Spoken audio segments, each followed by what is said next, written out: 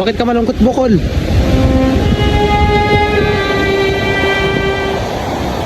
Ito ba itong sinusulat ni Bukol?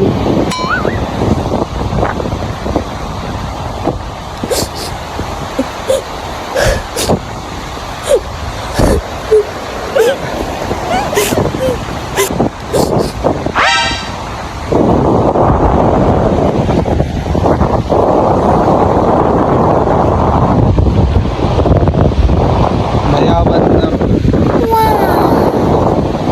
Oh, mayaman ka na pala. At malungkot ka pa rin. Manood ka lang kasi, tol. Hindi mo kasi naintindihan. Mayaman ka dyan. Di pa ako tapos. Di pa ba tapos? Ay, naku, Bukol.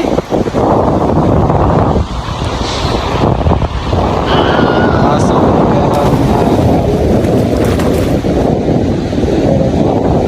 Lang.